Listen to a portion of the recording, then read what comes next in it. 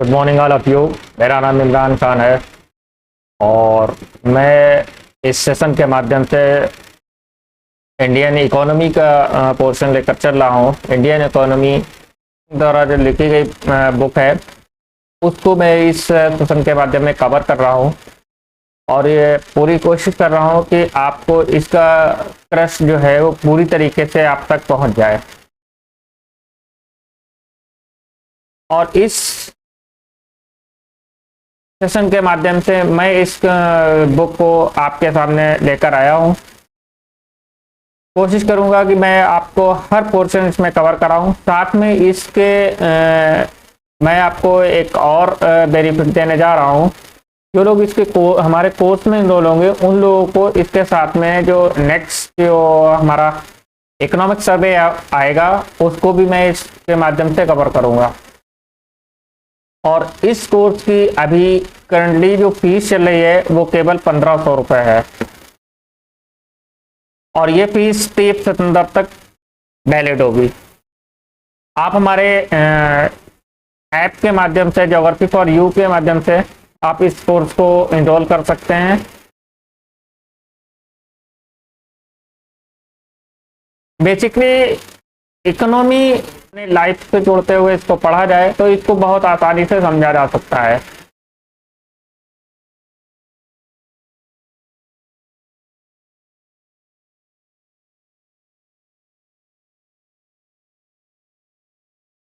इस कोर्स में मैं पिछले 2 सेशन में मैंने आपको ये बताया है कि इंडियन इकोनॉमी क्या है, ये कैसे कार्य करती है, अर्थव्यवस्था क्या होती है, अर्थव्यवस्था के कौन कौन से सिस्टम हैं, इन सारी बातों का हम डिटेल एनालिसिस कर चुके हैं। सेकेंड जो हमारा सेशन हुआ था उसमें मैंने नेशनल इनकम के बारे में बात करी थी। जीडीपी क्या होता है, जीएनपी क्या होता है, एनएनपी क्या होता है।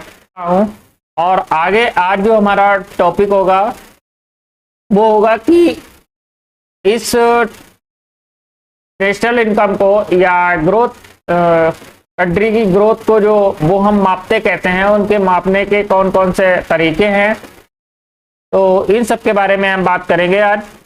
तो लेट्स मूव स्टार्ट।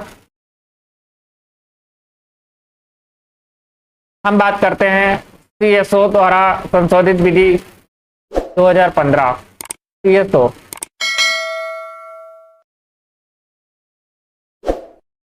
यानी कि केंद्रीय सांख्यिकीय और ऑर्गेनाइजेशन।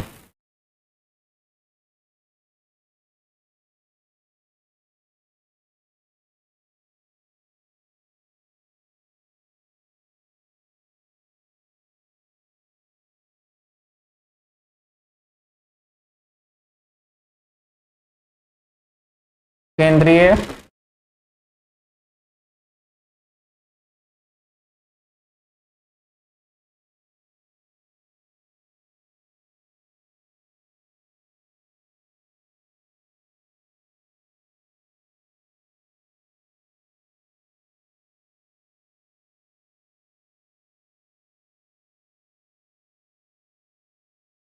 इसने जो थी जनवरी 2015 में एक जो राष्ट्र जीडीपी है और जीएनपी और जीबीए इन सब की जो मापन की जो विधियां थी उसमें कुछ संशोधन किया है। और ये संशोधन कैसे हुआ है इसके बारे में हम देखते हैं। तो राष्ट्रीय लेखा के लिए आधार वर्ष 2004-5 जो पहले जो हम जो इसका राष्ट्रीय लेखा जो तैयार करते थे, डाटा तैयार करते थे जीडीपी के निकालने के लिए, जीएनपी निकालने के लिए, एनएनपी निकालने के लिए, नेशनल इनकम, ये तमाम जो कंट्री की ग्रोथ में सहायक जो भी मापदंड है उनको निकालने के लिए हम राष्ट्रीय लेखा के आधार वर्ष जो था 2004-5 से मानते थे। बट गवर्नमेंट आने के बाद इसमें कुछ संशोधन हुए हैं और ये संशोधन क्या थे कि राष्ट्रीय सांख्यिकी आयोग की अनुशंसा पर यानी कि उसकी रिकमेंडेशन पर जो था कि जिसमें प्रत्येक 5 वर्ष में सभी आर्थिक घटकों के आधार वर्ष को संशोधन करने की सलाह दी गई। और ये सलाह जो थी राष्ट्रीय सांख्यिकी आयोग के रिकमेंडेशन पर हुई और इसमें प्रत्येक 5 वर्षों पर सभी आर्थिक घटकों के आधार पर संशोधन करने की सलाह दी गई। यानी कि आधार वर्ष जो था वो पहले जो था 2004-5 जो एक स्टैटिक था उसको मान के चल रहे थे, वो अब 2011-12 कर दिया गया था।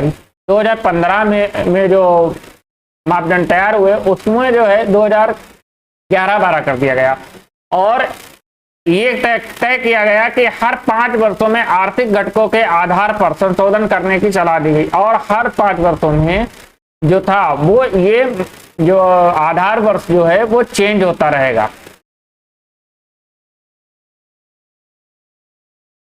तो ये सलाह दी गई और कहा गया कि राष्ट्रीय लेखा की गणना कार्य प्रणाली में संशोधन कर अंतर्राष्ट्रीय मापदंड के अनुरूप राष्ट्रीय लेखा 2008 के उपायों की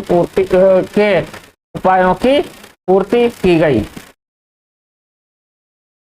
यानी कि जो अंतर्राष्ट्रीय मापदंड थे उसके अनुसार राष्ट्रीय लेखा 2008 के जो उपाय जो थे उनकी पूर्ति की गई। इसमें कौन कौन से फेरबदल हुए हैं इसको हम देखते हैं। तो सबसे पहले इसमें जो फेरबदल हुआ, वृद्धि दर को स्थिर बाजार मूल्यों के सकल घरेलू उत्पाद यानी जीडीपी द्वारा मापा जाएगा।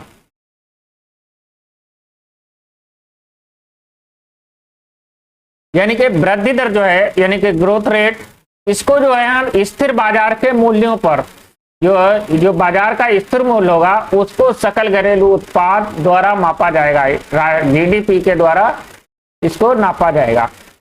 इससे पहले जो था विकास को स्थिर मूल्यों पर कारक लागत, इससे पहले मैं बता चुका हूं कि कारक लागत क्या होती है और मूल लागत क्या होती है। तो पहले जो था वो स्थिर बाजार के अब जो था वर्तमान में स्थिर बाजार के मूल्यों पर इसको मापा जा रहा है।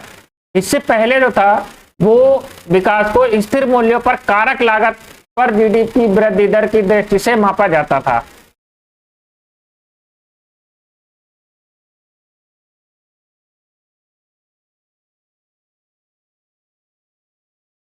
और इसमें मुख्य फेरबदल ये हुआ कि जिसमें जोड़े गए सकल मूल्य का क्षेत्रफल जो है, जो सकल मूल्य हमारा है उसका जो एरिया जो था उसके अनुमान अब कारक लागत के स्थान पर मूल्य कीमतों पर किया जाएगा।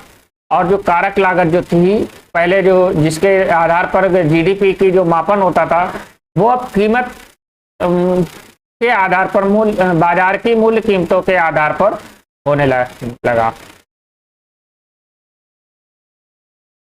अगला है हमारा कारक लागत पर जीवीए यानी कि सकल मूल्य वर्धन, मूल्य कीमतों पर जीवीए और जीडीपी बाजार कीमतों पर के बीच संबंध। यानी कि जीवीए कारक लागत की जीवीए और मूल्य कीमत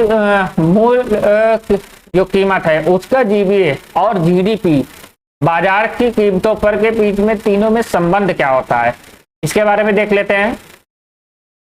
मूल्य कीमतों पर GVA equal to CE plus OS MI और सीएफसी उत्पादन कर प्लस उत्पादन छूट। जब मूल कीमतों पर जीवीए निकाला जाता है यानी कि जो मूल कीमत होती है उस पर जब हम जीवीए निकालते हैं तो मूल कीमत का मतलब है जो एमआरपी, जो हमारी एमआरपी होती है उस पर जब हम जीवीए निकालते हैं तो इसको हम सीआई के आधार पर सीआई और ओएस इसको जोड़ देते हैं प्लस एमआई और सीएफसी इसको भी जोड़ देते हैं प्लस उत्पादन कर इसको भी जोड़ देते हैं और उत्पादन छूट, इस सभी को हम जोड़कर जीवीए यानी कि मूल्य वर्धन, सकल मूल्य वर्धन जो है वो हम निकालते हैं। कारक लागत पर जीवीए जब हम निकालते थे तो कारक लागत पर जब जीवीए निकालते हैं तो मूल्य कीमतों पर जीवीए माइनस उत्पादन कर और प्लस उत्पादन छूट। मूल कीमतों पर जीवीए जब हम कारक लागत पर जब जीवीए निकालते हैं तो उसमें मूल कीमतों पर जीबीओ को जोड़ में से आप जो थे हम उत्पादन कर को घटा देते थे और उत्पादन छूट इसमें जो है वो हम इसको जोड़ देते थे। अब इसमें जीडीपी कैसे निकलती है, तो जीडीपी इक्वल टू सिग्मा मूल कीमतों पर जीबीए प्लस उत्पाद कर माइनस उत्पादन सब्सिडी। यानी कि जब हम जीडीपी का आकलन करते हैं तो उसमें मूल कीमतों पर जीबीए जो होती है उसको प्लस उत्पाद कर जो उत्पादन के दौरान जो कर दिया जाता है उसको जोड़ देते हैं और माइनस जो उत्पादन को सब्सिडियां या प्रोडक्ट को जो सब्सिडीज मिल रही होती है उस सब्सिडी को हम घटा देते हैं और इस तरीके से हम जीडीपी निकालते हैं।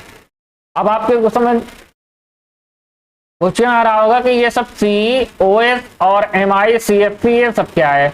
तो ये जो है सी कर्मचारियों की क्षतिपूर्ति, यानी कि कर्मचारी जो होता है उसकी जो नुकसान होते हैं, कर्मचारी जो काम कर रहे होते हैं उनकी क्षतिपूर्ति, हानिकारक जो मान लीजिए कोई स्वास्थ्य सेवाएं गवर्नमेंट की तरफ से मुहैया कराई जाती है, कोई ड्यूटी पर कोई नुकसान हो गया किसी भी कर्मचारी को तो उसको जो फैसिलिटीज गवर्नमेंट प्रोवाइड कराती है, तो ये कर्मचारियों की क्षतिपूर्ति जो थी गवर्नमेंट जो देती है वो इसमें इंक्लूड होती है। अगला है एमआई, यानी कि मिश्रित आय। मिश्रित आय यानी कि सभी स्रोतों से जो आय प्राप्त हो रही है वो सभी आय इसमें मिश्रित आय में जोड़ दी जाएगी। तीसरा है ओएस। ओएस यानी परिचालन अधिशेष, जो अधिशेष जो होता है वो। उसके बाद में सीएफसी, अचल पूंजी का उपभोग। एक तो होती है चल पूंजी, चल पूंजी जो इधर से उधर अपने चलती फिरती रहती है। एक होती है अचल पूंजी। अचल पूंजी जैसे जो हमारी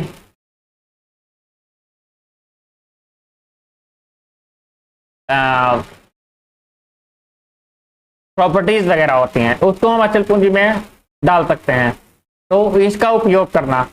तो ये सब चीजें इसमें इंक्लूड होती हैं। अगला है उत्पादन कर। क्या होता है उत्पादन कर, इसको भी देख लेते हैं।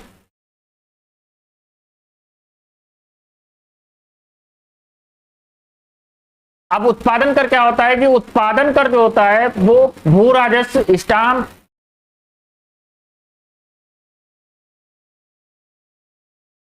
पंजीयन शुल्क और व्यावसायिक कर होते हैं। जैसे जब हम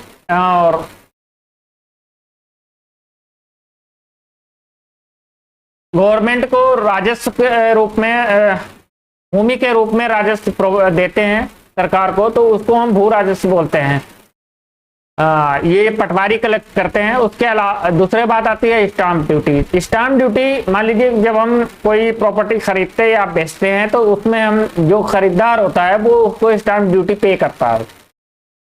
अगला है पंजीयन शुल्क। पंजीयन शुल्क कोई भी पंजीकरण शुल्क देना होता है गवर्नमेंट को। और व्यावसायिक कर यानी कि जो उद्योग धंधे करते हैं उनके ऊपर जो टैक्स, जैसे आपका जीएसटी वगैरह है, ये व्यावसायिक कर के रूप में आते हैं। तो ये सारी चीजें जो है वो उत्पादन कर में इंक्लूड करी जाती हैं। दूसरा आता है उत्पादन सब्सिडी।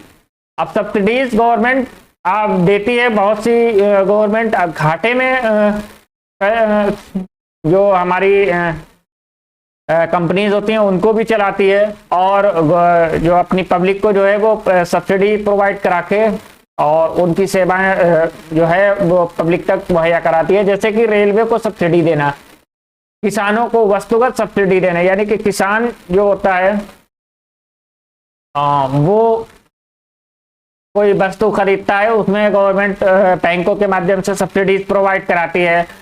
गांव और लघु उद्योगों को सब्सिडीज, यानी कि गांव में लघु उद्योग को प्रोत्साहन देने के लिए छोटे छोटे लघु एवं कुटीर उद्योग चलाए जाते हैं, उसको प्रोत्साहन देने के लिए गवर्नमेंट जो सब्सिडीज मुहैया कराती है। निगमों को सब्सिडी दी जाती है या सहकारी समितियों को जो सब्सिडीज दी जाती है। प्रशासनिक सब्सिडीज जैसे मान लीजिए नगर पालिकाएं वगैरह हो गई, इन सबको जो सब्सिडीज गवर्नमेंट देती है। तो ये सारी सब्सिडीज जो है उत्पादन सब्सिडीज में इंक्लूड की जाती है। अब आता है अगला उत्पादन कर। क्या होता है?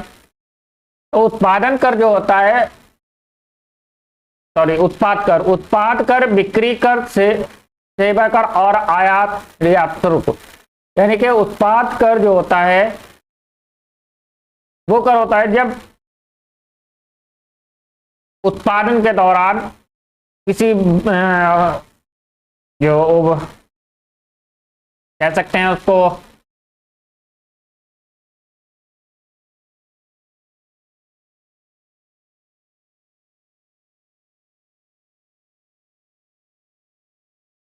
उत्पादक जो होता है वो उसको कर देने पड़ता है। दूसरे है बिक्री कर। बिक्री कर जब वो बिक्री होती है उस दौरान जब कर जो दिया जाता है, बिक्री कर जो व्यक्ति बेचता है वो उसको कर गवर्नमेंट को प्रोवाइड कराता है। दूसरा है सेवा कर। सेवा कर यानी कि सर्विस टैक्स और आयात निर्यात शुल्क। यानी कि जब किसी देश के बाहर कोई चीज आ रही है या जा रही है तो उस दौरान जो गवर्नमेंट टैक्स लगाती है उसको आयात निर्यात टैक्स बोलते हैं। तो ये सारी चीज उत्पाद कर में इंक्लूड होती है। तीसरा है उत्पाद सब्सिडी, जैसे खाद्यान्न, पेट्रोलियम और उर्वरक सब्सिडी। जैसे खाद्यान्न का मतलब ये है कि जैसे कोई खाने पीने की वस्तु जो है वो सरकार मुहैया कराती है, कोई चीज महंगी बिक रही है और गवर्नमेंट उसको सस्ते में प्रोवाइड कराती है। अभी करंट में देखें तो हम कोविड-19 के दौरान गवर्नमेंट ऑफ इंडिया ने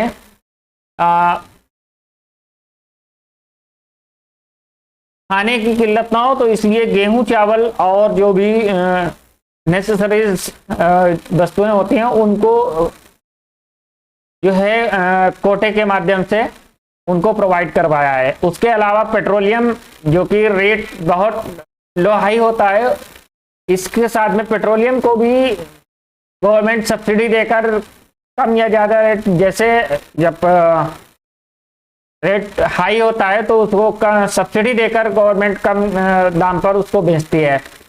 उसके अलावा उर्वरक सब्सिडी, खाद वगैरह होती है, जो बीज वगैरह होते हैं या जो कीटनाशक दवाइयाँ होती हैं उन सबको प्रोवाइड कराने के लिए गवर्नमेंट सब्सिडी देती है ताकि निम्न वर्ग तक इसका उपभोग हो सके और हर व्यक्ति तक ये एंड पॉइंट तक पहुंच सके। तो ये हमारी सीएसओ द्वारा संशोधित विधि थी और उसमें कौन कौन से घटक थे इन सबके बारे में हम बात कर लिए। अब हम बात करते हैं कि जीबीए और जीडीपी में तुलना किस प्रकार की जाती है, मतलब दोनों में क्या संबंध है।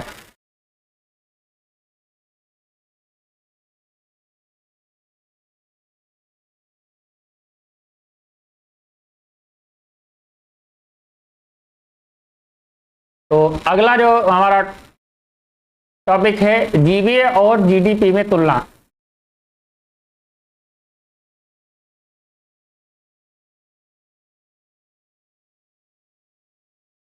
जीबीए और जीडीपी में तुलना जो है वो आर्थिक वृद्धि के अनुमान में प्रमुख विधियां, मांग विधि।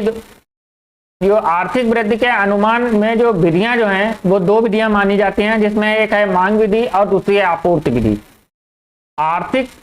देश की आर्थिक वृद्धि किस प्रकार है, कैसी है, मतलब बढ़ रही है, घट रही है, आर्थिक वृद्धि में क्या फर्क पड़ रहा है, इसका अनुमान लगाने के लिए दो मुख्य विधियां हैं, जिसका पहली है जो मांग विधि और दूसरी है आपूर्ति विधि।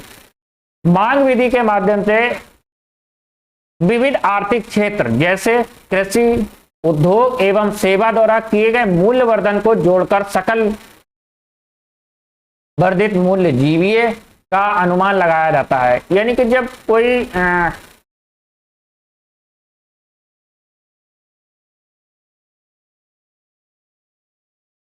रॉ मटेरियल को जब हम किसी मूल्यवर्धित वस्तु में कन्वर्ट कर देते हैं, किसी उपभोग के लायक बना देते हैं, तो उसको हम मूल्यवर्धन कहते हैं। जैसे मान लीजिए फॉर एग्जांपल एक लकड़ी का टुकड़ा है और वो लकड़ी का टुकड़ा अभी अगर कोई टुकड़ा लेने जाए तो लकड़ी का टुकड़ा मान लीजिए 100 रुपए या 200 रुपए का होगा, या मान लीजिए 20 रुपए का होगा टुकड़ा है।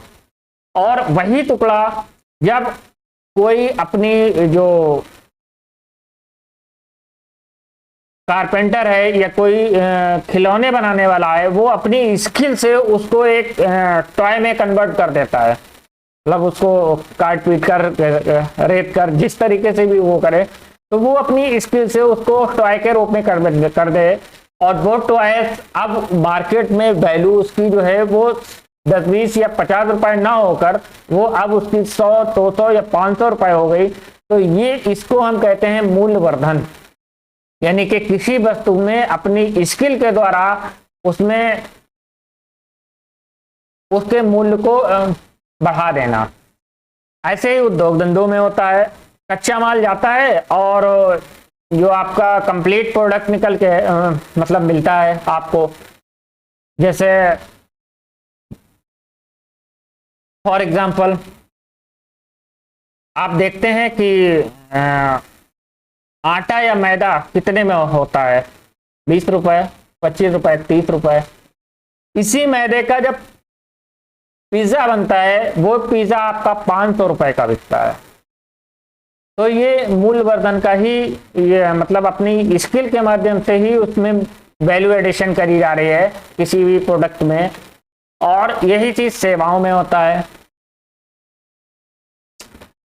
तो ये सब चीजें हैं, इसमें मूल्यवर्धन को जोड़कर सकल वर्धित मूल्य जीवीए का अनुमान लगाया जाता है। इससे क्या होता है कि इससे जो है हमारी जीवीए का अनुमान जो है वो देश में निकाला जाता है कि मूल्यवर्धन जो हुआ है वो कितना हुआ है, सकल मूल्यवर्धन कितना हुआ है।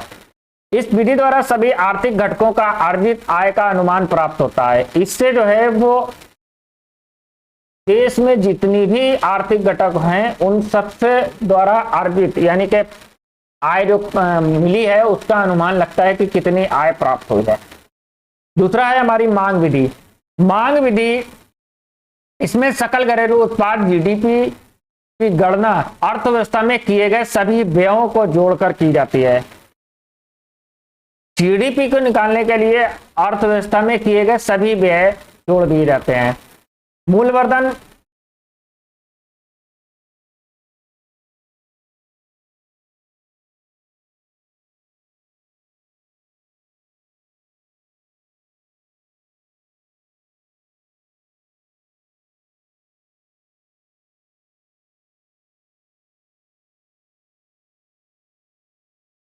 जो हमारी मांग विधि होती है उसमें जो जीडीपी का जो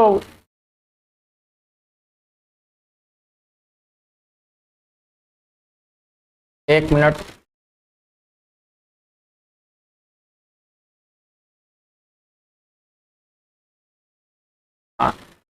इसमें जीडीपी की गणना जो है वो अर्थव्यवस्था जो होती है उसमें सभी प्रकार के व्यय जो होते हैं उनको जोड़कर की जाती है।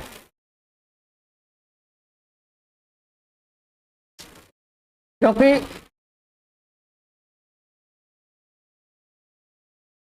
इसमें सब और इसमें व्यय कौन कौन से होते हैं, जैसे निजी उपभोग। निजी उपभोग किसी व्यक्तिगत या गृहस्थी कोई भी हो सकता है, उसके जो उपभोग हैं वो इसमें होते हैं। इसमें इंक्लूड की जाती है सरकारी व्यय, सरकार जो खर्च करती है वो। व्यवसाय जगत के जो भी व्यय होते हैं उनको निवल निर्यात और व्यापार शेष, यानी कि व्यापार जो शेष जो होता है इसको कहते हैं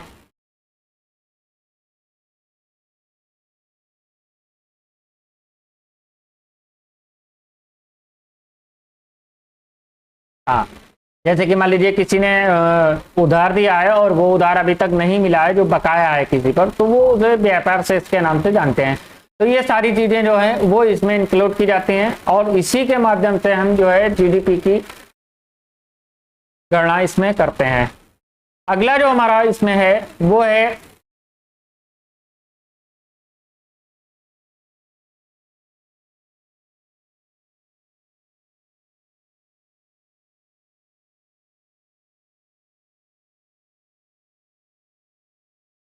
इकोनॉमिक सर्वे 2021-22 के माध्यम से जो आय के अनुमान लगाए हैं वो उसका डाटा किस प्रकार से अनुमान है वो हम देख लेते हैं। कोविड-19 द्वारा उत्पन्न गतिरोध के बाद भारतीय अर्थव्यवस्था उभरने लगी। जैसे कि आप जानते हैं कि कोविड-19 में मतलब इंडिया की अर्थव्यवस्था क्या पूरी विश्व की अर्थव्यवस्था चरमरा गई थी, और ऐसे में सभी जगह लॉकडाउन लगा हुआ था। सभी उद्योग धंधे, सभी एक्टिविटीज, सभी अपने घरों में बंद थे, एक्टिविटीज सारी बंद थी।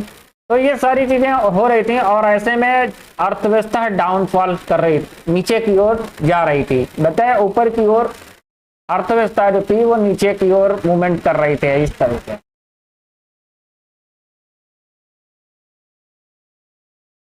ये नीचे की ओर डाउन हो रही थी, और ऐसे में जब कोविड-19 कंट्रोल में हुआ और उसके बाद भारतीय अर्थव्यवस्था भी अपने उछाल करने लगी, यानी कि यही अर्थव्यवस्था आप जो थी वो मूवमेंट करने लगी ऊपर की ओर। जब अर्थव्यवस्था आर्थिक सर्वे 2021-22 के अनुसार राष्ट्रीय आय के प्रथम अनुमान जो निकल के आए हैं वो इस प्रकार हैं, और इनका स्रोत जो था वो स्रोत है आर्थिक सर्वे, इकोनॉमिक सर्वे 2021-22, उससे मैंने ये डाटा लिया है।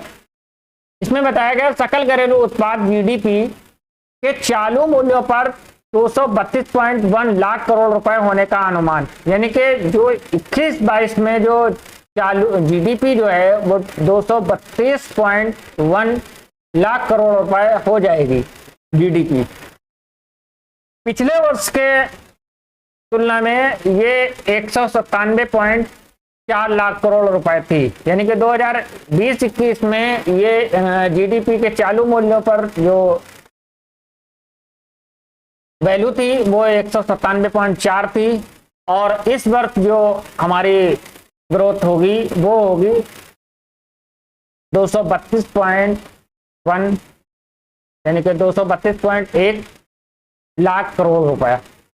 वही स्थायी मूल्य पर इसकी जो वैल्यू थी वो 147, स्थायी मूल्य पर जो होने वैल्यू है वो 147.5 लाख करोड़ रुपए होने का अनुमान है।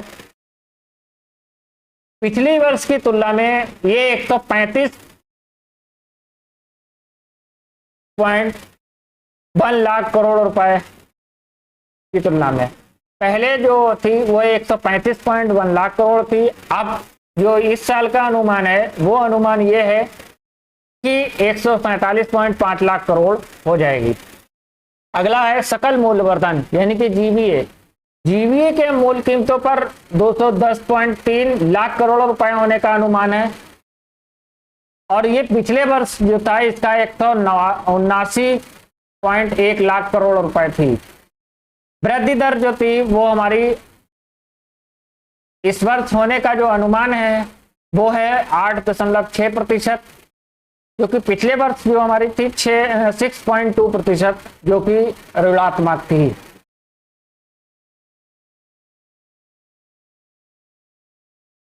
इसके बाद हम बात करते हैं सकल राष्ट्रीय आय, जीएनआई, ग्रोथ नेशनल इनकम की। जीएनआई के चालू एवं स्थायी मूल्यों पर क्रमशः 230.3 लाख करोड़ रुपए एवं 146.4 लाख करोड़ रुपए होने का अनुमान है। इस वर्ष जो 2021-22 का जो नेशनल इनकम है वो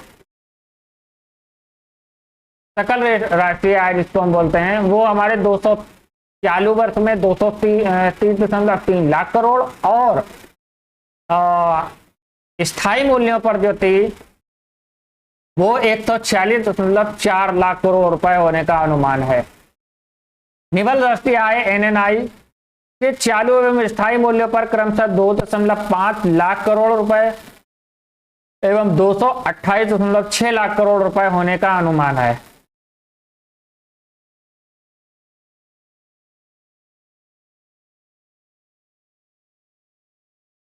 अगला है प्रति व्यक्ति निवल राष्ट्रीय आय। इसमें चालू एवं स्थायी मूल्यों पर 1,50,326 रुपए और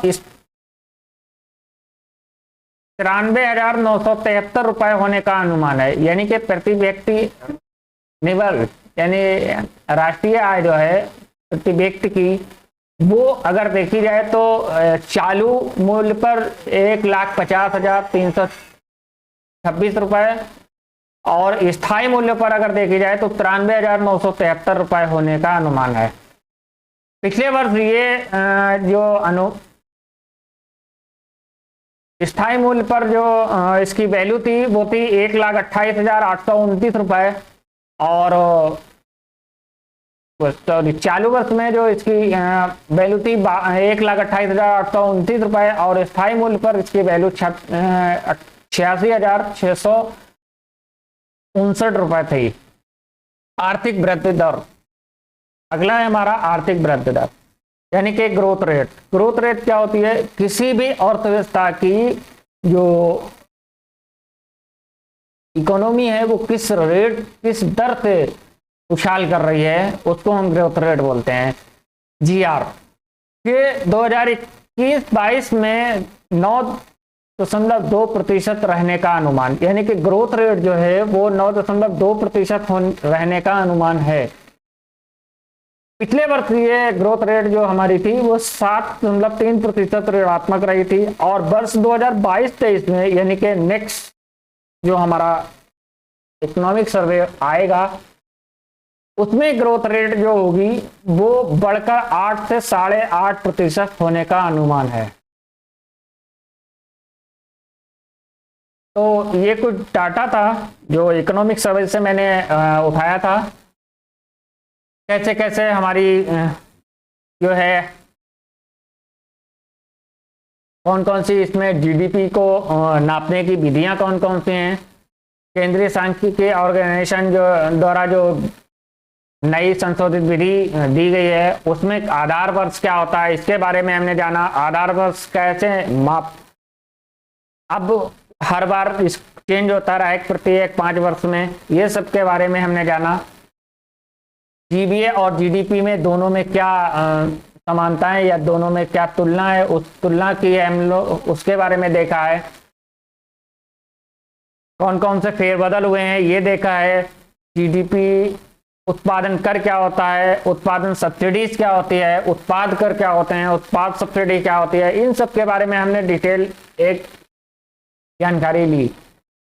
इसके बाद फिर हमने देखा है कि 2021-22 के जो इकोनॉमिक सर्वे आया है उसके लिए अनुमान क्या लगाए गए हैं, सकल राष्ट्रीय आय का अनुमान क्या है, निवल राष्ट्रीय आय का अनुमान क्या है, जीडीपी का अनुमान क्या है, सकल घरेलू उत्पादन का अनुमान क्या है, सकल मूल्यवर्धन क्या है, इस क्या रहेगा, इसके बारे में सब डिटेल है। ग्रोथ रेट कितनी रहेगी, इस सब के बारे में हमने पूरा एक जानकारी ली है। तो आई होप ये जानकारी आप लोगों के समझ में आई होगी और इस जानकारी में अगर कोई आप लोगों को कुछ कमी रह गई है तो वो हमें कमेंट सेक्शन में ज़रूर बताएं। वीडियो को लाइक और शेयर ज़रूर कर दें, साथ में चैनल को सब्सक्राइब कर लें। वीडियो के शुरू में मैंने इसमें बताया था कि मैं एक इसमें कोर्स भी लेकर आ रहा हूं जो कि मेरे अपने ऐप पर है, जो ज्योग्राफी फॉर यू के नाम से जो ऐप है हमारा, वो ऐप आप लोग ज़रूर डाउनलोड कर लें ताकि जो भी हमारे कोर्सेज जो हैं वो आपके कुछ उसमें कोर्सेज कुछ पेड भी होंगे कुछ अनपेड भी होंगे।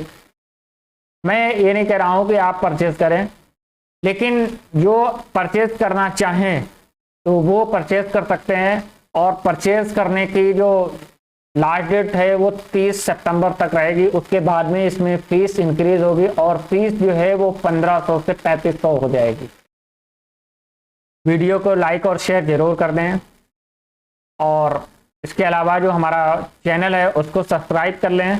साथ में जितने भी आपके लोग आप लोग जिनसे भी कनेक्ट हैं और जिनके लिए ये जानकारी महत्वपूर्ण है, कम से कम उन लोगों तक ये जानकारी हमारी ज़रूर शेयर कर दें ताकि उन लोगों को भी इसका बेनिफिट मिल सके। तो आई होप, उम्मीद है आप लोगों को ये सेशन अच्छा लगा होगा। और अच्छा लगा है तो हमें कमेंट सेक्शन में ज़रूर बताएं। कोई कमी अगर है तो वो भी हमें ज़रूर बता दें। ओके, मिलते हैं नेक्स्ट सेशन में। Thank you.